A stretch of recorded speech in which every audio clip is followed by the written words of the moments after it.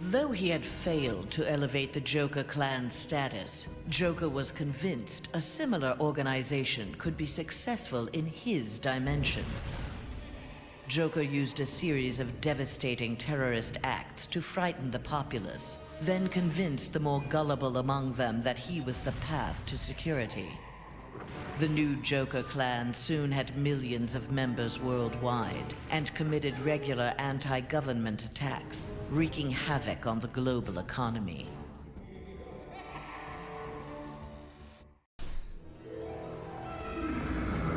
The defeat of Superman filled Harley with confidence. She knew what she was capable of and knew what she wanted. She traveled to the Visitor's Earth and freed the Joker from prison. Returning to her world, they married in a ceremony that set Gotham ablaze. At the reception, the cake-cutting ceremony took a gruesome turn. As her new husband playfully mashed her face into the cake, years of abuse took its toll. Something in Harley snapped. She used the ceremonial knife to slash Joker's throat. Still wearing her wedding gown, Harley now resides permanently in Arkham Asylum.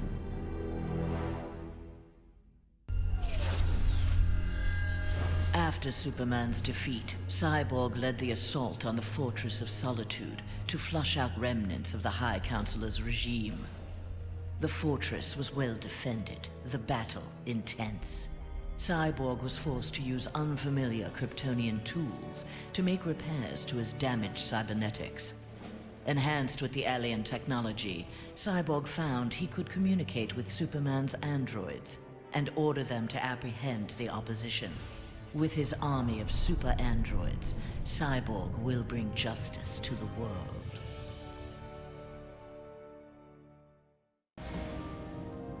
Mere days after returning to his Earth, Green Lantern, in an event mirroring his ascension to the core, witnessed the crash landing of an alien ship.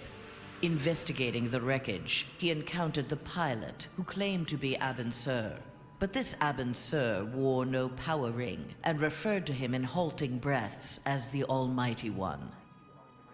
Green Lantern tried to convince the alien of their past, that Abin Sur had named Hal Jordan, his successor, as the Green Lantern of Sector 2814. But the alien died from his wounds before Lantern could learn more of him. Lantern left immediately for Oa. The Guardians were his only hope of solving this mystery.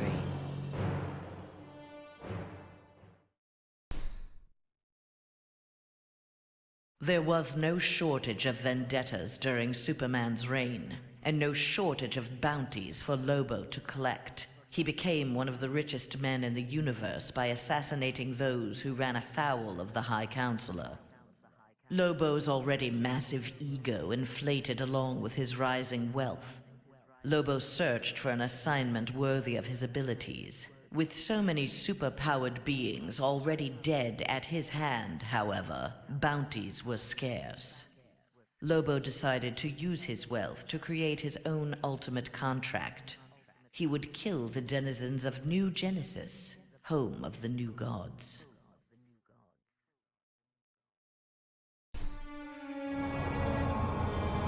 Following the events in the parallel dimension, Shazam's fellow heroes returned home.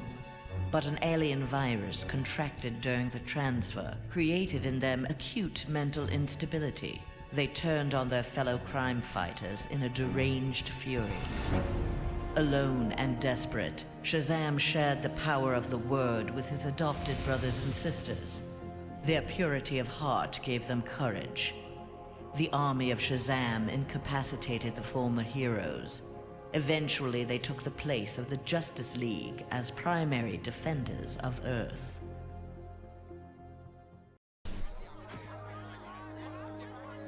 Following the battle to liberate Earth, Batman learned that Luthor had bequeathed his massive fortune to Bruce Wayne. He now had the means to rebuild Gotham and Metropolis. The city's residents, inspired by their hero's efforts, adopted the slogan, "We are Batman." They contributed countless hours to their community's renovation and crime prevention. The Batman of old would have stubbornly assumed these tasks alone. The post-One Earth Batman, having been rewarded for his trust in others, enjoyed his city's renewal and his role as its benefactor.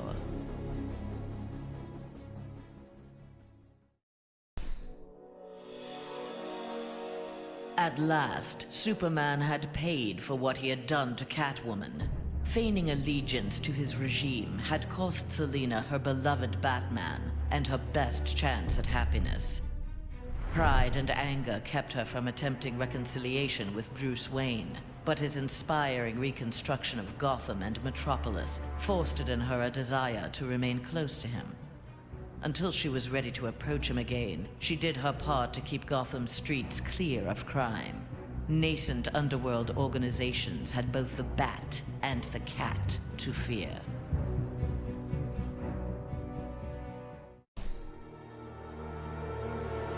Superman's defeat did not work to Ares' advantage as he had planned. The heroes of the parallel dimension helped this world's Batman build a conflict-free utopia that left the war god famished. On the brink of death, Ares managed to imprison Brainiac 5. He forced Brainiac to create a time loop beginning with the other dimensional heroes' arrival and ending just before their victory. In this pocket of time, Ares flourished. Endless war was his to savor.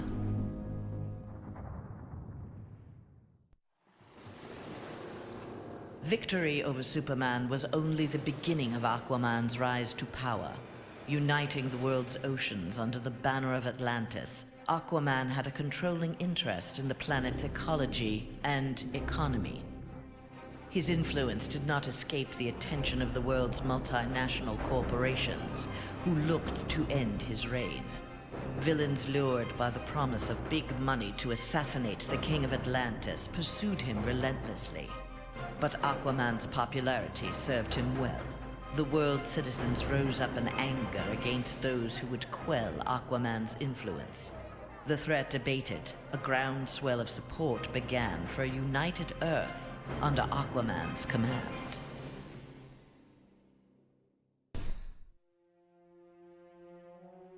The battle over, Grundy eluded capture and returned to his swamp to heal his wounds. During regeneration, Grundy found he could channel the elemental force of the Red. All animal life would bend to his rule. His increased power also allowed him to resurrect the long-lost Grey Force. Now, instead of ruling Earth's creatures, he could simply destroy them. After defeating the world's heroes, Grundy turned Earth into his version of paradise. He now rules over a gray and lifeless planet.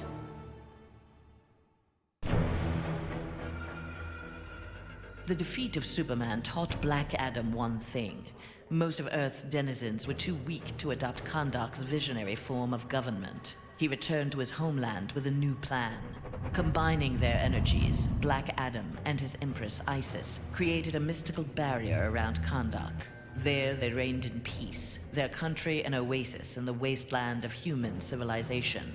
A true oasis once Black Adam had destroyed all other life on Earth.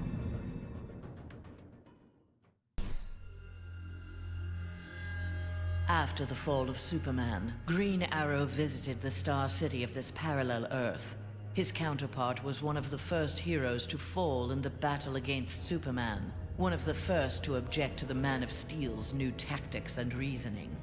A memorial erected in Star City's Orchid Bay served as a reminder of the need to fight oppression regardless of the odds. There, Green Arrow found that one citizen wasn't content to memorialize Oliver Queen in stone. With Green Arrow's training, a new archer, dressed in crimson, took up the fallen hero's mantle. Let Star City's criminals beware. The night belongs to Red Arrow.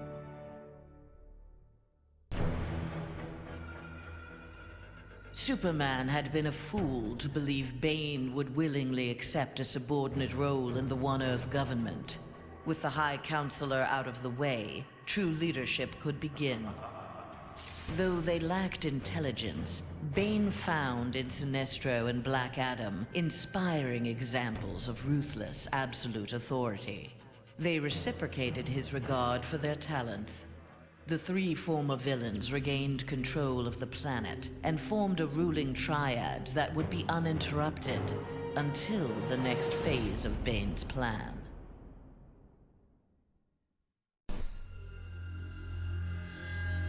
Flash had taken down the High Counselor, but the atrocities he had abetted during Superman's regime continued to haunt him.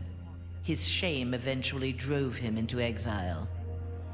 Whether wishing to make further amends or simply unable to stop himself, Flash continued to use his powers in the pursuit of justice. Rumors of a mysterious red streak of energy that would set upon and incapacitate criminals circulated throughout Central City. While only some deduced his true name, most felt gratitude and affection for the new hero they called the Ghost.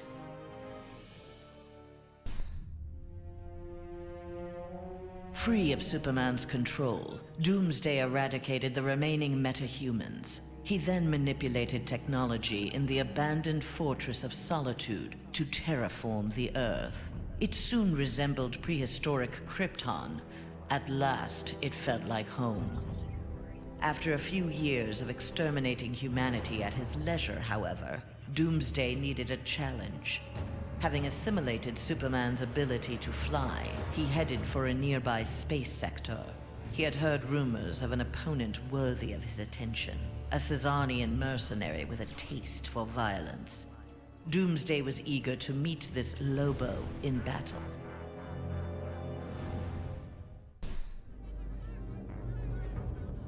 With Superman's regime toppled, new governments formed to take its place. New governments meant new customers for Deathstroke, and business was booming. Soon there were more assassinations to carry out, revolutions to aid, and unrest to create than he could manage on his own. The One Earth regime's elite troopers, having committed atrocities in Superman's name, had gone into hiding from a populace bent on revenge. Impossible for most to find, but not for Deathstroke. Recruiting these renegades, he formed the New Titans, the world's premier political assassins.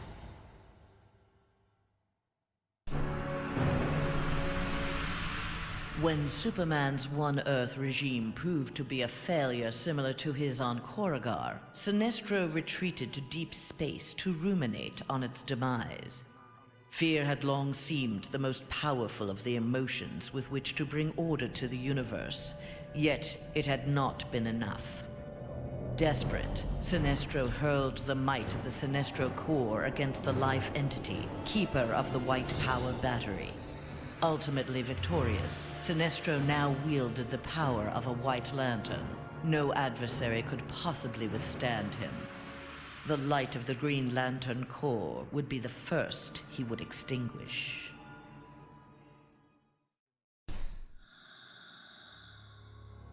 Free of his brainwashing, Hawkgirl exacted revenge on the High Counselor for murdering her husband, Hawkman. She was nevertheless sent to prison for her role in the regime. One night, she awoke hovering above her cot, glowing with eldritch light. An instant later, she stood at the bottom of a shallow crater. There, she found the source of the light, a meteorite of pure nth metal. As she touched it, the meteorite sprung to life, encasing her in nth metal. The new armor made Hawkgirl invincible. Her first act, vengeance against those who had helped Superman capture Hawkman.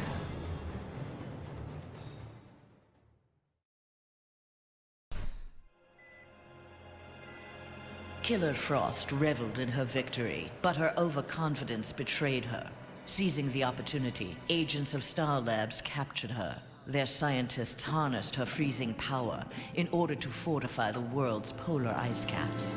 But Star Labs underestimated Frost's abilities. Turning on her captors, she froze their facility and eventually the entire Western Hemisphere. The survivors now struggled to overthrow the self-proclaimed Ice Queen.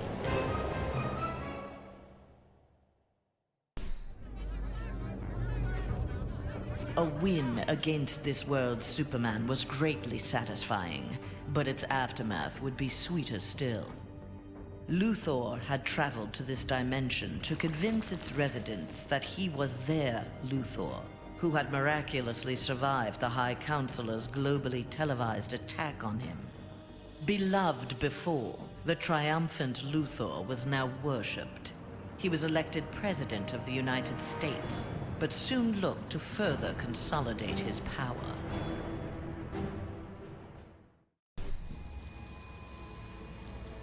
Nightwing had beaten his former boss, Superman, in single combat. Not even Batman had done that. His thirst for conflict grew. He began challenging anyone who crossed his path. Nightwing's belligerence eventually drew the attention of Sinestro. His corps was always in need of new recruits, and the young humans seemed able to inspire great fear. Sinestro had his suspicions confirmed when a yellow power ring found its way onto Nightwing's finger.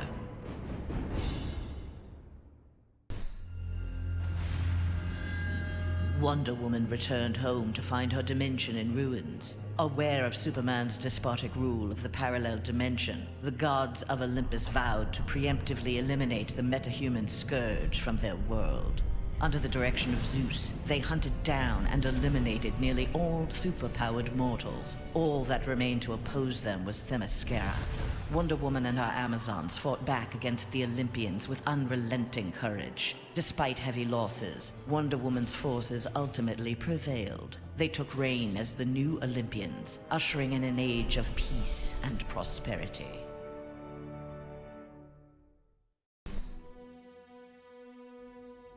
Though pleased with the outcome, Superman's battle with his duplicate left him troubled. If one Superman could go so far astray, why not another?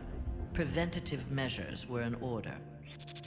After much discussion with his fellow Justice Leaguers, Superman ingested a remote-release kryptonite capsule.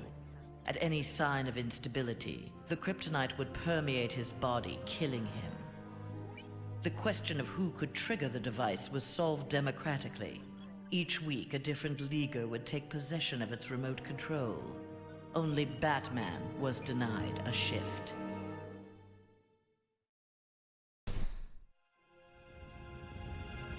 Winning the battle with Superman cost Raven dearly. The amount of demonic energy required overwhelmed her.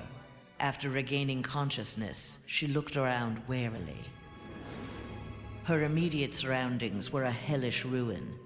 Nearby stood her father, Trigon.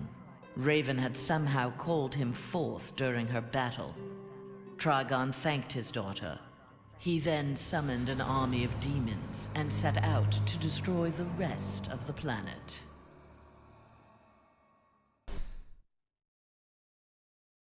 Not all heroes were destroyed by Superman. Some were actually created by him.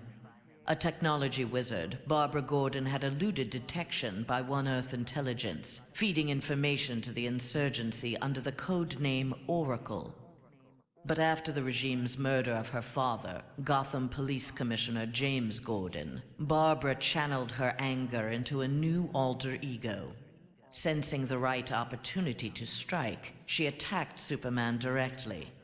By defeating the High Counselor, she had announced Batgirl to the world in impressive fashion.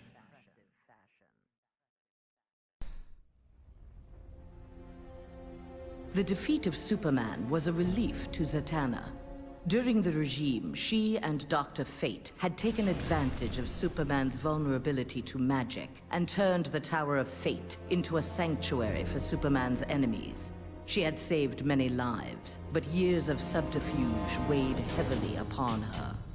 After the regime's downfall, Zatanna was instrumental in restraining metahumans during their trials. But when a jury recommended the death penalty for the more immutable defendants, Zatanna intervened.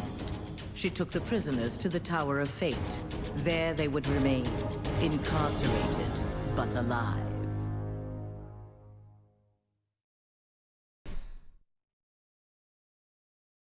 Free of the Phantom Zone at last, Zod's first order of business, Superman's defeat, had been accomplished. Now his revenge could be fully realized. His time in the Phantom Zone had allowed Zod to learn its secrets. He had even learned from one of his fellow residents how to call forth small pockets of it at will. After introducing Superman to its mind-numbing emptiness, Zod claimed the High Counselorship and began to rebuild Earth in the image of mighty Krypton.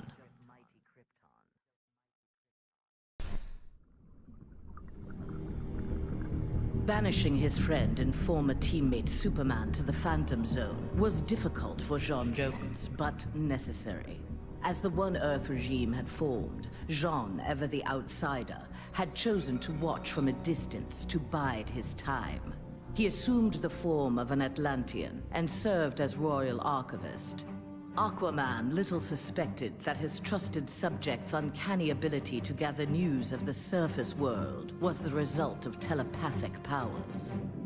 When Jean learned that heroes from a parallel dimension were aiding Batman's insurgency, he assisted as well, leading rescue operations in Metropolis and Gotham after Superman's rampage. In the post-regime era, the Martian Manhunter continued to serve his adopted world, gathering the next generation of heroes to form a new Justice League.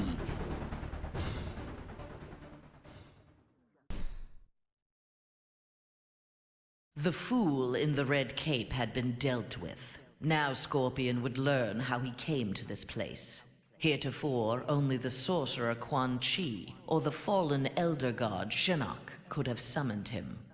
Scorpion's answers appeared in the form of Trigon, who accused Scorpion of deserting Trigon's demon army and stealing from him the glory of besting the High Counselor. The two faced each other in a titanic struggle. Scorpion emerged the victor and assumed control of Trigon's invasion force. Soon this strange new land would be his to rule.